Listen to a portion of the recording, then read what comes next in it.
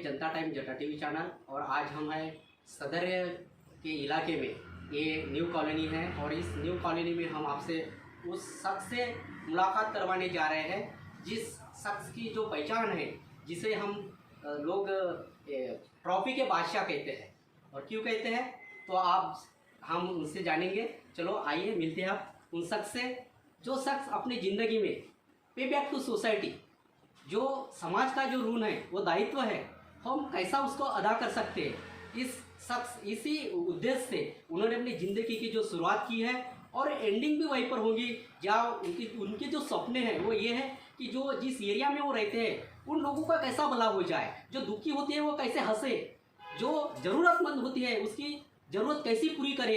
इस उद्देश्य से, इस मकसद से जो शख्स आज तक के जीते आ रहा है, उस शख्स का नाम है श्रीवास्तव सर। आज हम उस श्रीवास्तव सर से मुलाकात करने जा रहे हैं। सर, आपका नाम बताइए सर। मैं तरुण श्रीवास्तव हूँ। नमस्कार। जटा टीवी को मैं बहुत धन्यवाद देता हूँ कि आप हमारे घर तक आए। सर, आपकी जो कौटुंबिक जो हालत थी वो बचपने से सर, थोड़ा हमको सर आपके परिवार के बारे में अगर आप कोई जानकारी देंगे तो बहुत अच्छा होगा, क्योंकि इतनी सारी जो ट्रॉफियाँ हैं ये हासिल करना आम इंसान की बात नहीं है। जिसके घर में वैसे संस्कार होते हैं वही आदमी उस रास्ते से चल सकता है और उस रास्ते से चल के वो उम्मीद तक पहुंच सकता है। तो सर, आप हमें सर और हमारे दर्शकों को, ताकि वो बचपन से सोचे कि कैसी ज़िंदगी जीना चाहिए, अपने बच्चों को किस रास्ते से लाना चाहिए, कैसे संस्कार देना चाहिए ताकि आने वाली जनरेशन अच्छी बन सके। सर, आपकी जो शुरुआती जो हालत थी परिवार की, इसके बारे में कुछ हमारे दर्शकों को बताएं सर। मेरे माता पिता का मैं सबसे छोटा लड़का हूँ, यानी हम 4 भाई हैं, उसमें से सबसे छोटा मैं था। और मेरे पिताजी गवर्नमेंट सर्विस करते थे और मेरी माताजी उनको सपोर्ट करने के लिए एक शिक्षा संस्था चलाती थी, जिसका नाम उन्होंने रखा था कि तरुण टेलरिंग इंस्टीट्यूट। और उसका उद्देश्य था कि बच्चों को, गरीब बच्चों को जो वहाँ पर शिक्षा नहीं ले सकते, खासतौर से लड़कियाँ, उस ज़माने में आप 80s में बात करेंगे तो घर में आप बोलते थे कि बच्चे को क्या आता है, तो बोलते सिलाई कढ़ाई आती। तो मेरी माताजी वो सिलाई कढ़ाई पढ़ाती थी और मेरे पिताजी एक ऑफिसर थे और हम 4 भाई थे। चारों भाई में से सबसे बड़ा ब्रदर जो था वो VNIT, आज के डेट में VRC से पास आउट है। उन्होंने नेवी ज्वाइन कर ली थी उस ज़माने में। फिर दूसरा ब्रदर जो था वो मेडिकल कॉलेज से पढ़ के पैथोलॉजिस्ट बना, उसने डॉक्टरी बन गए थे। तीसरा भाई Lakshmi Narayan institute of technology से BTech कर रहे थे। तो मेरे पे बड़ा प्रेशर था कि चौथा लड़का है और ये सबको पढ़ाने में इन लोगों को काफ़ी कष्ट था। उस ज़माने में सैलरी उतनी नहीं हुआ करती थी, इसलिए माताजी ने अपना एक टेलरिंग इंस्टीट्यूट भी खोला था ताकि गरीबों की सेवा हो सके। वो रेड क्रॉस सोसाइटी का एक छोटा सा दूध वितरण केंद्र चलाती थी और इस माध्यम से उन्होंने 25,000 बच्चों को सिलाई कढ़ाई सिखाई। और करीब मेरे घर के सामने रोज़ शाम को और सुबह मिला के करीब 400 से 500 बच्चे दूध पी के जाते थे। तो उस संस्कार में ये समझ में आया कि समाज की सेवा करते रहना है, भले संघर्ष करते रहना। तो उस संघर्ष को देखते देखते हम बड़े हुए और ख़ास तौर से मुझे बहुत प्रेशर रहा करता था, क्योंकि तीनों भाई बड़े अच्छी पोजीशन में गए। फादर मेरे ऑफिसर थे, तो ये सबको लगता था कि चौथा लड़का क्या करेगा। तो जब मैंने BSc ज्वाइन करने का फैसला हुआ मेरा, तो उनको लगा कि अब ये डॉक्टर इंजीनियर नहीं बना और तो इसका नाम नहीं हो पाएगा। दिल में एक कसक थी कि कभी ना कभी हम भी अपना नाम करेंगे और ज़रूर करके दिखाएंगे।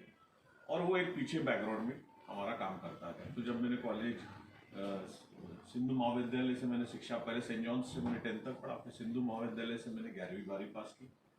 बाद में BSc मैंने इंस्टीट्यूट ऑफ साइंस से किया और फिर MSc भी मैंने इंस्टीट्यूट ऑफ साइंस से स्टैटिस्टिक्स में किया। और इस पीरियड में मैंने BSc 12th में था जब मैं कॉलेज के इलेक्शन में खड़ा हो गया, तो वहाँ पर मैं जीत गया।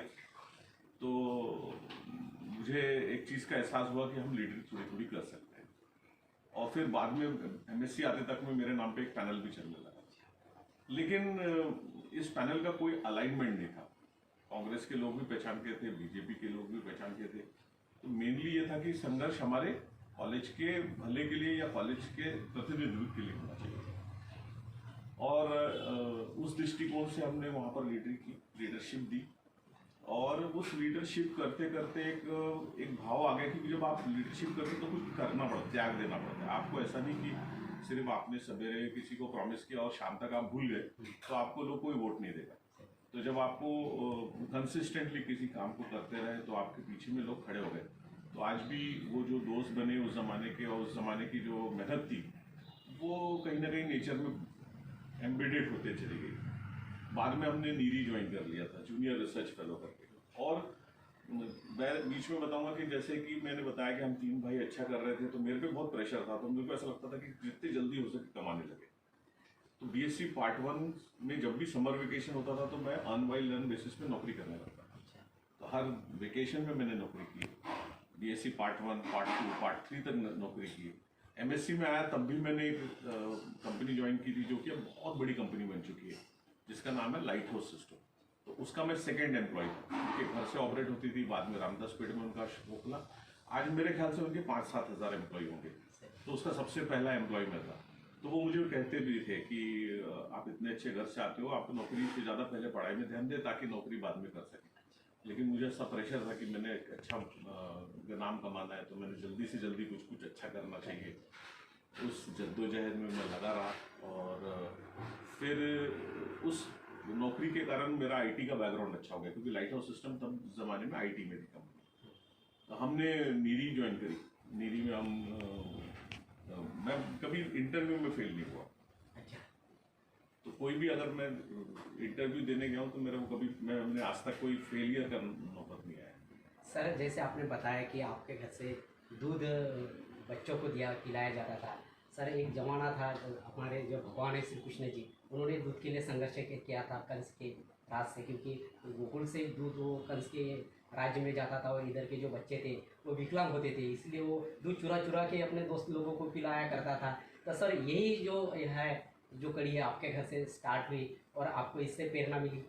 मुझे बहुत प्रेरणा मिली, क्योंकि सुबह 5 बजे मैं देखता था मेरी माताजी उठ जाती थी और दूध वितरण सिर्फ काम नहीं होता था। पहले उस रेड क्रॉस सोसाइटी से जो दूध आते थे वो पाउडर मिल्क आता था, तो उसको सवेरे उठना, वो पाउडर मिल्क को एक बड़े से गंज में निकालना, फिर उसको घोलना। वो घोलने का अपना एक काम होता है, क्योंकि 200-250 बच्चे सवेरे आके लाइन लगाते थे, तो उतना दूध इकट्ठा करके पानी भरना। पानी यानी नल ऐसा नहीं कि आपने गए और पाइप लगा दी और पानी आया। उस जमाने में बाल्टी और बूंद में पानी भर के ला के उसमें डाल के पानी की बहुत दिक्कत थी। पानी की उसको फिर वो बनाना और फिर उसके बाद में वो एक मग्गा लेके सामने लाइन लगा के प्रदर्शित वितरण करना।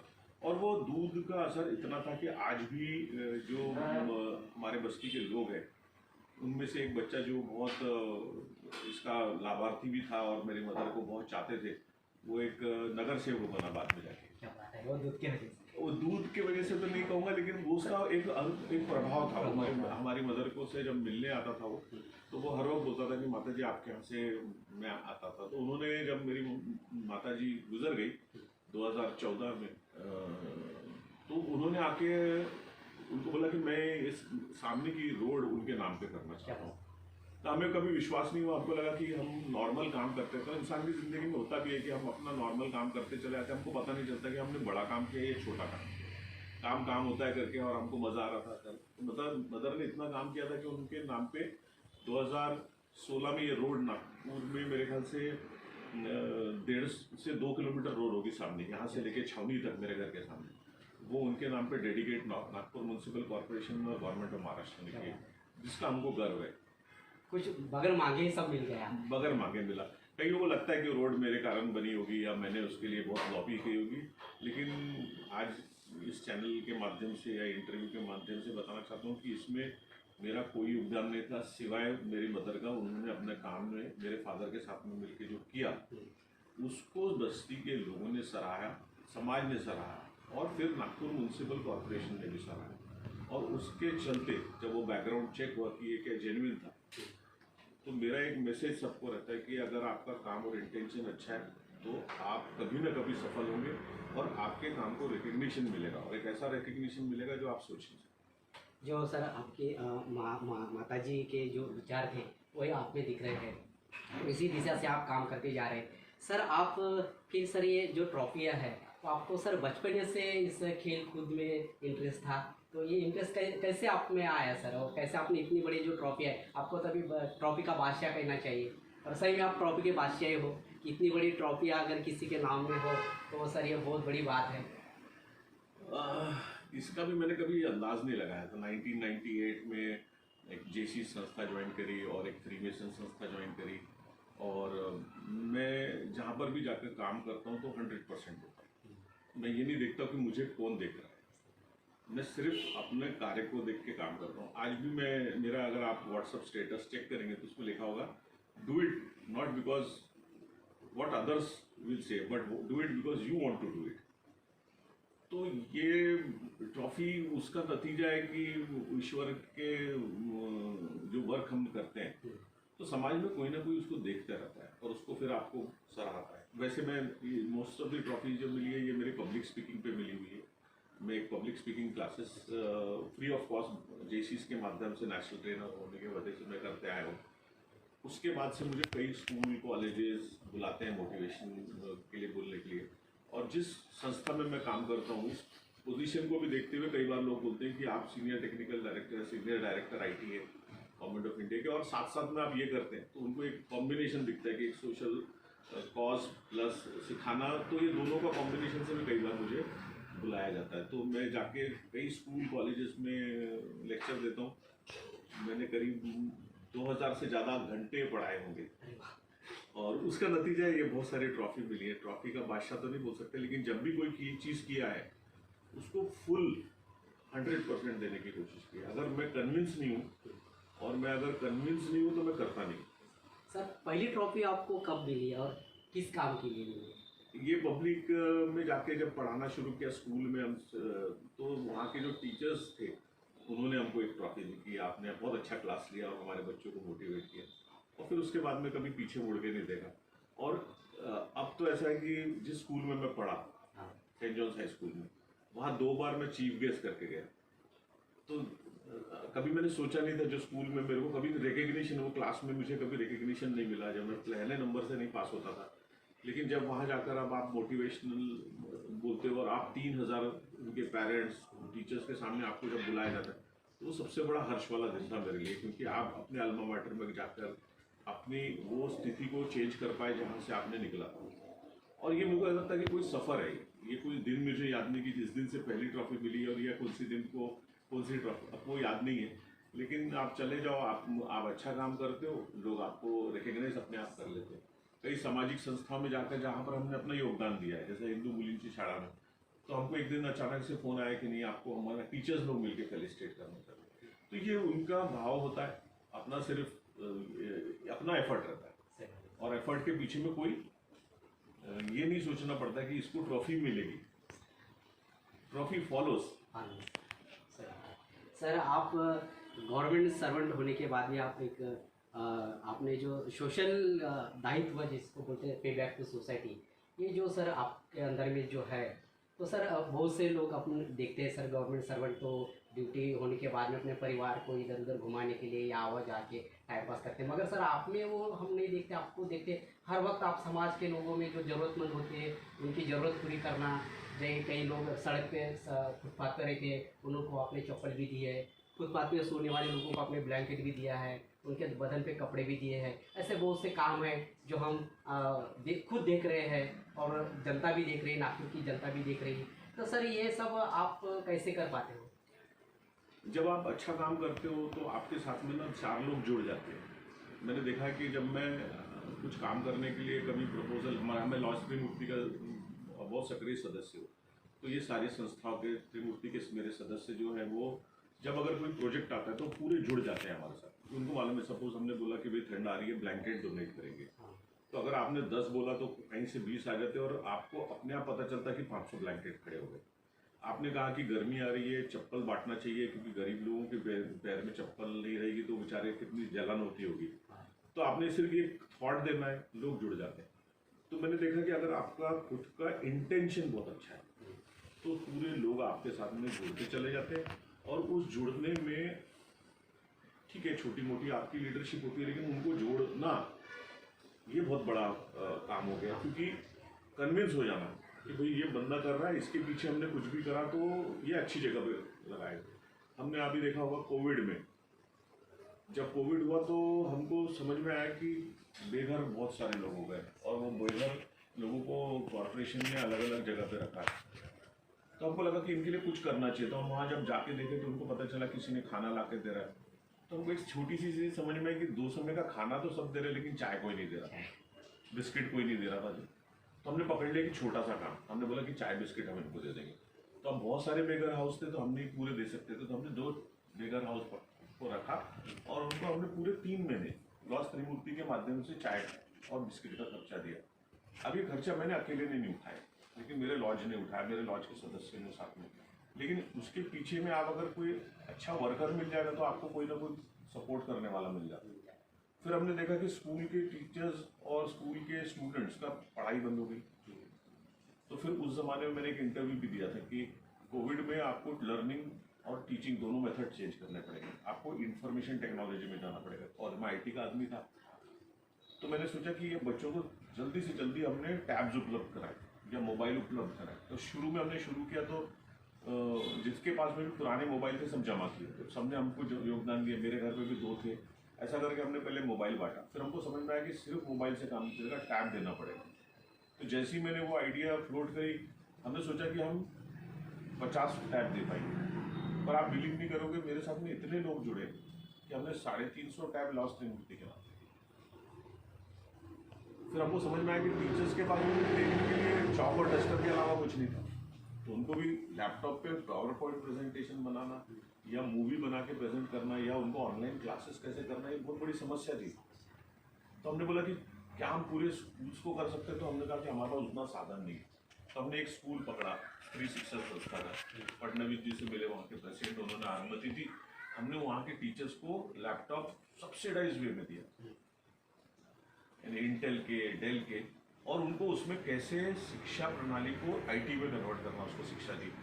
आप बिलीव नहीं करोगे, आज कोविड खत्म होकर सेकेंड वेव, थर्ड वेव, अब वह खड़े, उनका हम एक प्रोग्राम लेने वाले जहाँ पर उन्होंने जो सीखा वो हमको डेमोन्स्ट्रेट करेंगे और उनके शिक्षा प्रणाली में क्या चेंजेस आए उसमें। तो हमने एक डेमोन्स्ट्रेशन करके एक स्कूल लिए, क्योंकि हम अकेले पूरा देश पूरे नहीं, पर एक डेमोन्स्ट्रेट करा कि चलो कि कैसे टीचर्स को भी ट्रेन किया जाए। 350 बच्चों को इंजीनियरिंग कॉलेजेस के, कमिंस कॉलेज के, और खासतौर से सिर्फ गर्ल्स को दिया हमने, क्योंकि कुछ एक क्राइटेरिया ढूंढना था कि किसको दिया जाए।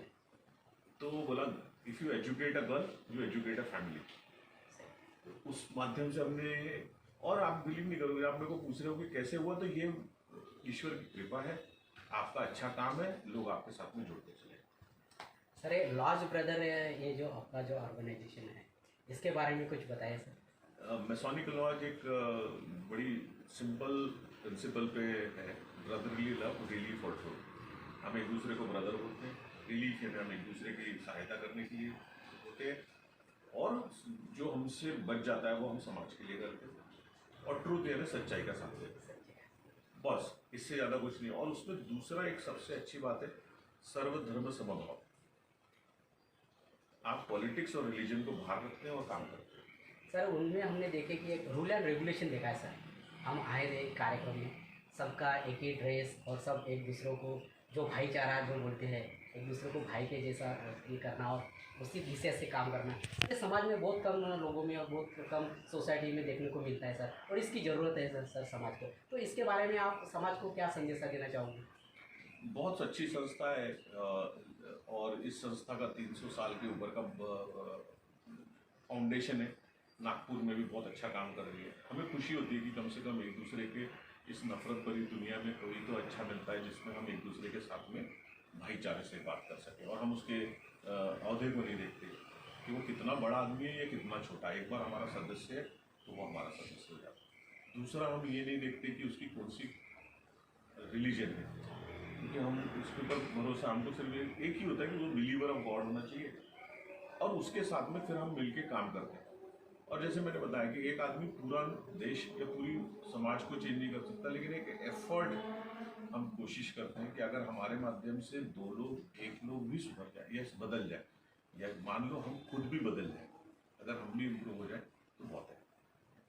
सर स्पोर्ट के बारे में सर आपको बहुत दिलचस्पी है, बहुत से टूर्नामेंट का ऑर्गेनाइजेशन आप करते हो, और टूर्नामेंट में भाग लेने वाले लोगों को टी-शर्ट से लेकर के टोपी तक के और वो पूरा सजा ही देते हो। सर इस स्पोर्ट के बारे में सर आपको कैसे स्पोर्ट्स तो हमारे घर में सभी खेलते थे। मेरे पिताजी अपने ज़माने में फुटबॉलर थे, लॉ कॉलेज में फुटबॉल खेला करते थे। और मेरे घर में मेरा सबसे बड़ा भाई क्रिकेटर था।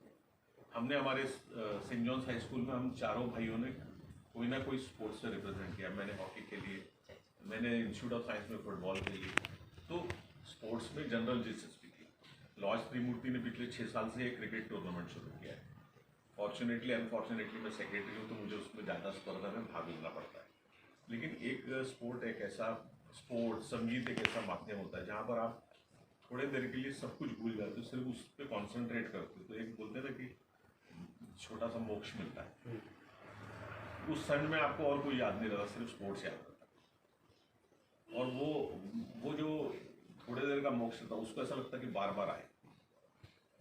तो दिलचस्पी इसलिए क्योंकि मज़ा आता है उसमें। और घर में भी हमारे फादर अभी भी 92 ईयर्स के, वो सिवाय स्पोर्ट्स चैनल के मेरे यहाँ कुछ नहीं लगाते। हम न्यूज़ चैनल बात करिएगा देखते नहीं, ज़्यादातर हम स्पोर्ट्स चैनल। सर दूसरी बात सर, आप सिंगिंग जो है उसमें भी बहुत दिलचस्पी लेते हो, और वो छोटे मोटे प्रोग्राम में सब दोस्त लोगों को इकट्ठा बुलाकर वो सिंगिंग का भी मज़ा भी लेते हो सर। सर आप में क्या क्या काबिलियत है सर, क्या क्या आपको ऐसा लगता है कि ज़िंदगी में अब आए हैं तो क्या क्या करना चाहिए और क्या करना चाहते हो? सिंगिंग का भी बड़ा रोचक मेरी जर्नी है। सिंगिंग से मेरे को, मैं जैसे आपको बताया कि सिंगिंग स्पोर्ट्स एक ऐसी चीज़ है कि जहाँ पर आपको सब भूल जाते हो, दुख दर्द सुख सब, और मज़ा आने लगता है। इसकी भी बड़ी छोटी सी कहानी है। जब मैं जेसीज में प्रेसिडेंट था, तो गजेंद्र सिंह जो तब के रियलिटी शो के बादशाह माना जाते थे, उनको हमने नागपुर बुलाने का फैसला किया, क्योंकि नागपुर के लड़के यहाँ से जाकर सिंगिंग कंपटीशन में वहाँ पर ऑडिशन देते थे, उनके पैसे खर्चा होते थे, और ऑडिशन में सिलेक्ट नहीं हुए तो वो बेचारे निराश होकर वापस आते थे। और ये हजारों बच्चे पार्टिसिपेट करते हैं। और नागपुर 20 सिटी थी जहाँ पर कभी सिंगिंग शो के ऑडिशंस नहीं होते थे। अगर आप देखोगे अभी भी ऑडिशंस दिल्ली, बॉम्बे, कलकत्ता के होते हैं। हम पहले व्यक्ति थे, जेसीस के माध्यम से हमने पहली बार बुलाया। बाद में मैं अपने पर्सनल लेवल पर बुलाता था, और उनके को पूरा खर्चा मैं लॉजिस्टिक करता था, लेकिन सहयोग लेता था लोगों से, और यहाँ ऑडिशंस करवाते थे। तो नेचुरली जो सिंगिंग ऑडिशंस में गुरु लोग आते थे यहाँ, तो वो मेरे दोस्त हो गए थे। तो नेचुरली थोड़ी सी और रुचि बढ़ गई। हमारा एक दोस्त था का ग्रुप है जो बड़े गाना गाने में मजा करता था, उनके कारण मेरा रुझान बढ़ता गया। मेरे घर के बाजू में एक प्लेबैक सिंगर रहती थी, तो उसके साथ में बचपन बिताया। उनके गाने सुन सुन के हम आगे बढ़े, सुजाता त्रिवेदी। तो उसके कारण भी थोड़ा सा म्यूजिक में रुझान रहा। तो म्यूजिक आपके कान पे पड़ता रहा, लोग ऐसे कारवां में मिलते गए जो म्यूजिक में इंटरेस्ट रखते थे, तो ऑटोमेटिकली आप भी म्यूजिक में थोड़ा बहुत ध्यान लगाने लगे। एज सच कोई म्यूजिशियन नहीं हूँ मैं, लेकिन मुझे इसमें सुनने में रुचि है। और उस कार्यक्रम को ऑर्गेनाइज करने में, मैंने, आपको बिलीव नहीं होगा, मैंने 10 साल तक नागपुर में ऑडिशंस कराए विदाउट एनी। सारेगामा की पूरी टीम नागपुर आती थी, ऑडिशन लेती थी, जाती थी। और मुझे हर्ष है, मैं आपको कभी डॉक्यूमेंट दिखाऊंगा कि मोहन वडुलकर, निरंजन बोबड़े, अनिरुद्ध जोशी, यशश्री भावे, ये पहली बार टीवी में मेरे प्रोग्राम के थ्रू आए। क्या बात है सर।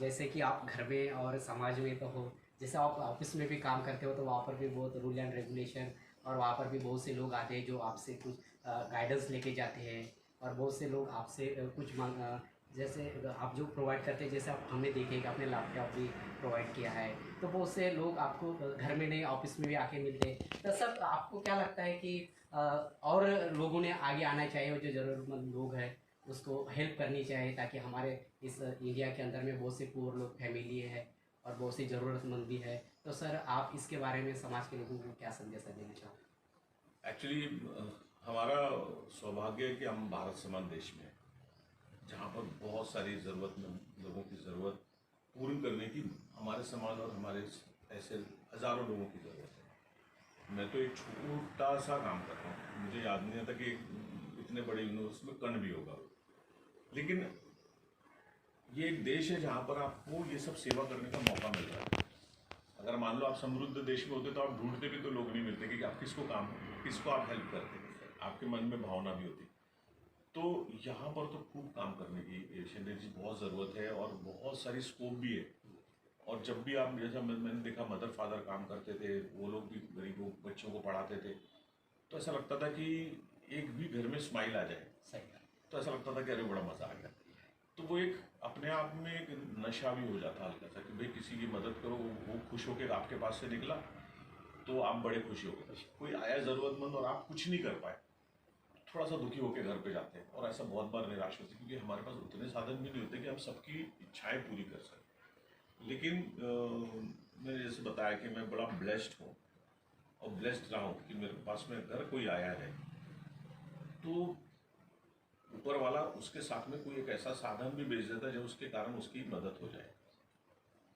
सही बात। सर अभी पिछली बार आपने जैसे गढ़चिरौली चंद्रपुर के आजू बाजू में जो ग्रामीण भाग था, जो ब्रह्मपुरी के बाजू में जो पानी के लिए बहुत तरसता है, बहुत दूर दूर से पानियाँ वो हमारी जो लेडीज है, महिलाएं वो अपने सर के ऊपर लाती है। तो सर ये जब ये कैसे आपने कर लिया और वहाँ तक जाके उनको जो हेल्प की, सर इसके बारे में बताइए। तो ये प्रोजेक्ट मैंने टीवी पे भी देखा था, और एक हमारे रीजनल ग्रैंड मास्टर हुआ करते थे, उनका नाम था मुफस्सल फेडरल साहब, उनकी नीलकमल कंपनी में पकड़ है, तो उन्होंने ये प्रोजेक्ट अपने गांव के लिए नियोजित किया था। तो तब से मेरे दिमाग में था कि इसको हमने हमारे विदर्भ रीजन में इसको प्रसिद्ध करना चाहिए, क्योंकि हमारी कई माँ बहनें हैं जो और बूढ़े हैं या बच्चे हैं जो सर पे पानी लेकर जाते हैं। तो मैंने सोचा कि इसको एक डेमोन्स्ट्रेशन करके 52 टंकियाँ लास्ट त्रिमूर्ति के माध्यम से पहुंचाई जाएगी। तो सबसे हॉट डिस्ट्रिक्ट अगर कोई है और हॉट विलेज है तो वो ढूंढ के निकाला हमने, और डेमोन्स्ट्रेशन के पर्पज से 52 हमने वहाँ के सरपंचों को दिखा के उनको बुला के ये प्रेजेंट किया। हम पूरे लोग यहाँ से, यानी आप जो बराबर बोल रहे हो, गढ़चिरौली का बॉर्डर हो गया वो, वैसे गढ़चिरौली पर एकदम ग्रामीण जगह जाके हमने वो जब वो वाटर व्हील डोनेट किए दिए लोगों को, तो उनके चेहरे में आज भी मुझे वहाँ से फीडबैक आते हैं कि सर और होंगे तो दीजिए, क्योंकि खूब सारी ज़रूरत है।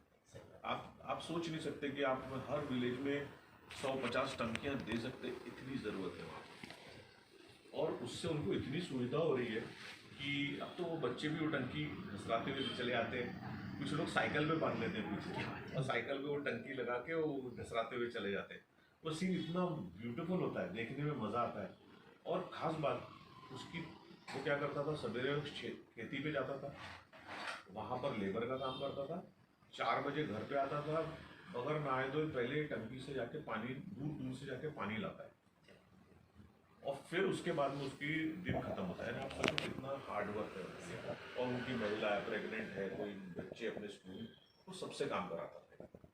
अब वो कम से कम उस विलेज को पानी की समस्या, पानी लाने की समस्या हल हो गई है, तो वो हमको बुला रहे हैं कि आप आइए और हमारे साथ में एक फ़ोटो निकालिए। सर जब अपन दूसरों की हेल्प करते हैं और उसके चेहरे पे जो खुशी मिलती है, वो खुशी कितनी दोगुनी होती है सर, कैसा लगता है सर तब? बहुत ऐसा लगता है ईश्वर को धन्यवाद दे कि ये खुशी हमको बार बार दे। सर ये सब काम करते वक्त सर आपकी फैमिली से, जैसे मैडम है, मैडम भी गवर्नमेंट सर्वेंट है, और हमारी बेटी भी है, वो भी अभी डॉक्टर है, तो सर इनमें से सब फैमिली के लोगों का कैसा आपको हेल्प मिलता है क्या? ब्लाइंड सपोर्ट होता है, वो कुछ भी नहीं बोलते मेरे को, मैं कितने देर भी काम करते रहूँ। कल सुबह में 5:30 बजे निकला था रायपुर जाने के लिए, मेरे साथ में 2 सदस्य और आने वाले थे, दोनों, एक की मिसेस की बीमार हो गई और एक तो मैं अकेला ड्राइव करके रायपुर गया, वापस आया। इनके चेहरे पे शिकन नहीं थी, उनको मालूम था कि ये कॉज के लिए काम कर रहा है, तो ये मैं पैसे कहाँ डाल रहा हूँ, कितने डाल रहा हूँ, ये कभी पूछा नहीं, पूरा सही हो गया। सर और मेरे घर में एक ऑर्थो बैंक है, हाँ, जिसकी करीब 550 स्क्वायर फीट की जगह है, वो रूम मैंने उसको डेडिकेट करके रखा है। लेकिन इन लोगों ने कभी मेरे को नहीं बोला कि ये कहाँ से आपने बेड जमा करके रखा है। बीमार लोगों के बेड आते हैं, कभी मर गया उसका बेड आ जाता है, कभी किसी की व्हील चेयर आ जाती है, यूज़ करके रख जाते हैं तो वो ख़राब होती होगी, पर उन्होंने कभी ऑब्जेक्शन नहीं लिया। वो रूम डेडिकेटेड है उसके लिए, और उनका सहयोग है, बगैर उनके सहयोग के कुछ नहीं। पूरी फैमिली डेडिकेट है सर। तो अब अगर उनके, देखो कोई भी एक पहिया अकेला नहीं चल सकता, दोनों पहिए तीनों पहिए साथ में चलते हैं तभी दौड़ता है गाड़ी। सही बात है सर, सही। सर जैसे आपने बताया कि आप कॉलेज में जब पढ़ रहे थे तो कॉलेज में चुनाव में भी आप चुन के आ गए थे, तो सर फिर आपको ऐसा नहीं लगा कि आप राजनीति में जाए ताकि और ज़्यादा नाम हो सकता था और ज़्यादा लोगों की सेवा हो सकती थी, ये सर ये सर्विस में कैसे आप आ गए इधर? देखो ऐसा तो मुड़ के देखो तो ऐसा लगता है ये कर लिया होता तो ये बन जाते, ये कर लिया होता तो वो बन जाते। तो आप जो परिस्थिति में हो और जो कर रहे हो उसमें आपने खुश रहना चाहिए, पहली बात। और जिस परिस्थिति में रह के आप योगदान दे सकते हैं करना चाहिए। अगर कभी किस्मत में मंजूर होगा कि वो करने से भी ज़्यादा सेवा हो सकती है तो शायद वो भी करेंगे। सही बात है। आज तो हम सरकार की नौकरी कर रहे हैं तो उसकी सेवा कर रहे हैं, उसमें हम सॉफ्टवेयर डेवलपमेंट कर रहे हैं, घर पे हम हमारे कंपनी को हमारे ऑफिस को हम योगदान दे रहे हैं, जिससे देश की सेवा अपने आप हो रही है। सही बात है सर। सर ये देश की सेवा हो रही है सर। सर आपके जैसे लोगों की तो राजनीति में भी बहुत ज़रूरत है सर, जो सर्विस करने के बाद में लोगों की इतनी सेवा कर सकते हैं। अगर राजनीति तो लोगों की सेवा के लिए है सर, सेवा का वो व्रत है, क्योंकि लोगों ने अपने को सेवा करने का चांस देते हो, अपना वोटों का अधिकार अपने को देते हैं, उसका अधिकार का यूज करके उनको अच्छे दिन लाने की, अपने कसम खाने की जो नौबत आती है, और उसको जब ज़रूरत है, जो ज़रूरतमंद लोग हैं उन वहाँ तक के उनको ज़रूरतें पूरी नहीं होती है, वहाँ तक के पहुँचती नहीं है, उनकी जो समस्या है वो शासन तक जाती नहीं है। इसके लिए सर आप जैसे नेता की भी तो समाज को ज़रूरत है ना सर, इसके बारे में क्या सोचोगे सर आगे जब सर्विस से आप अलविदा हो जाओगे? अभी तो कुछ ऐसा सोचा नहीं है, लेकिन इतना ज़रूर है कि इस तरह की कोई ना कोई एक्टिविटी करता रहूँगा, क्योंकि अब वो डीएनए में आ गया है। अब वो कोई ना कोई, और आप नहीं भी करोगे तो अब लोग इतने जुड़े हुए हैं कि कुछ लोग आके आपको प्रोजेक्ट दे के चले जाते हैं। अभी हमने एक्सपेरिएंशियल प्लानिटोरियम का शो किया हिंदू विलेज में।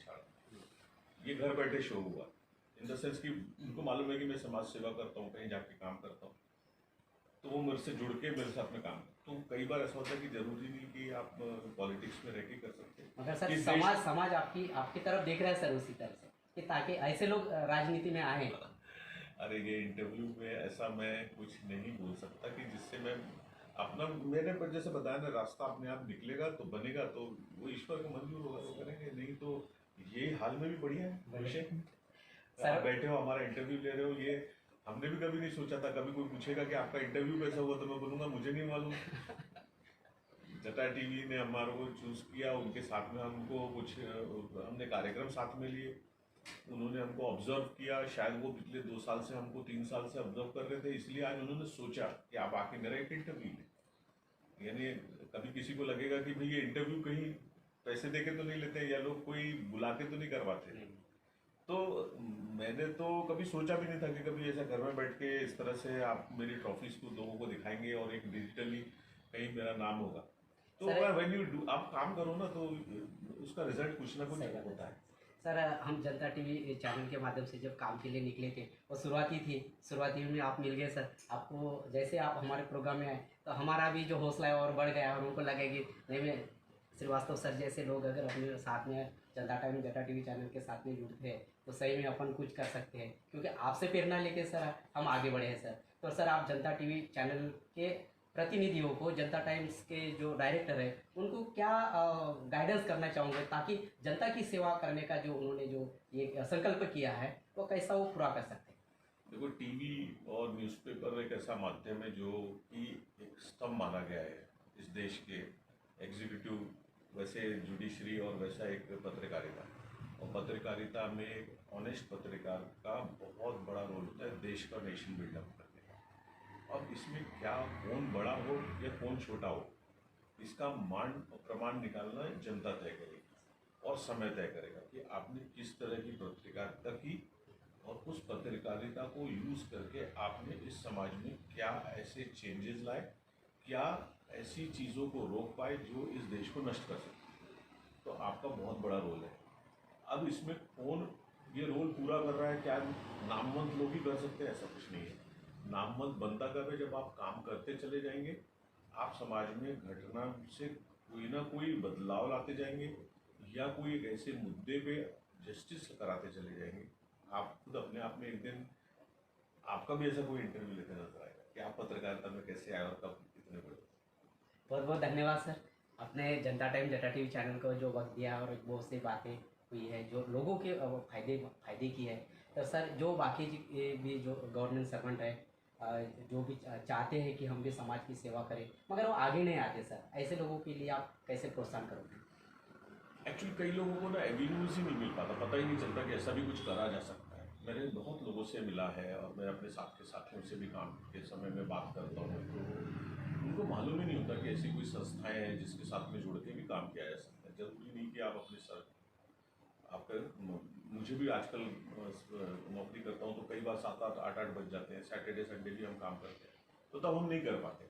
तो कई ऐसे सरकारी नौकर भी जो पूरे समय उसी में लगे रहते हैं, उसके लिए टाइम नहीं मिलता, लेकिन वो चाहते हैं कि हम कहीं ना कहीं आपका हाथ बटाएं।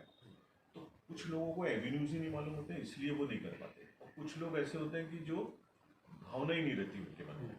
तो डिपेंड करता है कि जैसे सरकारी हो या अपने प्राइवेट में हो, अगर आपके घर में हो संस्कार और भावना नहीं है तो फिर आप कुछ नहीं कर सकोगे। और कुछ लोगों के पास एवेन्यूज नहीं है, तो कभी कभी हमारे समान लोग जो मिल जाते हैं, टकरा जाते हैं, तो बोलते हैं यार तुम लोग बहुत करते हो तो हम भी जुड़ना चाहते हैं। तो मैंने कई लोगों को जोड़ा भी है इससे।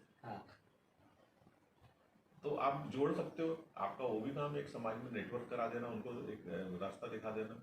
मेरे साथ के कितने मेरे क्लासमेट्स हैं जो कि साइलेंटली मेरे को पीछे से हेल्प करते हैं, पता भी नहीं चलता। मैं अगर सिर्फ बोलूं कि ये प्रोजेक्ट है और वो अगर उनको भाग गया तो वो बोलते हैं कि नाम बताने देना, लेकिन आप करो आगे और हम आपके साथ हैं। क्या बात है, बहुत बहुत धन्यवाद सर, आपने जनता टाइम जनता टीवी चैनल का जो वक्त दिया है और मुलाकात के लिए जो आपने हमको समय दिया है और हमारे दर्शकों को बहुत सी बातें बताई है, इसके लिए आपका बहुत बहुत धन्यवाद sir. Thank you very much. आप लोग भी हमारे घर में आए, आपने इतना वक्त निकाल के इतना इम्पोर्टेंस दिया एक साधारण व्यक्ति को, उसके लिए भी धन्यवाद। सर ये सब क्या है सर? ये लॉस त्रिमूर्ति का ऑर्थो बैंक है। यहाँ पर व्हील चेयर है, हमारे पास में बेड है ऐसे, जो कि हॉस्पिटल बेड बोलते हैं, एयर बेड है। और हम यहाँ से वो हमारे सदस्यों को फ्री में देते हैं और समाज को हम 10 रुपये के नॉमिनल किराए पे देते हैं। मेरे पास ऑक्सीजन सिलेंडर है, ऑक्सीजन कॉन्सेंट्रेटर है और बहुत सारे अडल्ट डायपर है जो हम कहीं ना कहीं डोनेट करते रहते हैं। तो ये ऑर्थो बैंक पिछले 13 साल से इस रूम में मेरे घर में चल रहा है, लेकिन इसके जो भी पैसे इकट्ठा होते हैं वो हमारे त्रिमूर्ति लॉज के अकाउंट में चैरिटी में हम यूज करते हैं। सर ये कोरोना काल में सर ये ऑक्सीजन की बहुत ज़रूरत दी होंगी सर, और बहुत से लोगों की जान भी बचाई होगी। यस, ये बहुत जगह पे गया है। अभी भी 2 कंसंट्रेटर है मेरे पास में से एक वो चला गया है किराए पे, यानी लोगों को यूज हो रहा है। तो अभी मेरे पास में 6 बेड है, उसमें से आप सिर्फ एक ही बेड देख पा रहे हैं, बाकी 5 बेड कहीं ना कहीं सेवा में दे रहे हैं। ठीक है। और इसके अलावा में हमारे पास में एक कोल्ड स्टोरेज मॉर्चरी त्रिमूर्ति जो कि मेसोनिक लॉज के टेम्पल में रखी है, तो जब किसी को लगता है तो वो हम वहाँ से निःशुल्क देते हैं। उसका कोई कॉस्ट नहीं लेते? उसका कॉस्ट नहीं लेते, लेकिन इसका हम इसलिए लेते हैं ताकि ये रिटर्न आए। कई बार लोगों के हमारे देखा है कि लेके जाते हैं तो वापस नहीं जाते, इसको थोड़ा सा शुल्क रखना पड़ता है, एक सेवा भी हो जाती है और इस पैसे से मेंटेन भी होता है और कुछ हम वापस कुछ ना कुछ चैरिटी करते हैं। बहुत अच्छा काम है sir. Thank you. Subscribe now and press the bell icon. Never miss an update.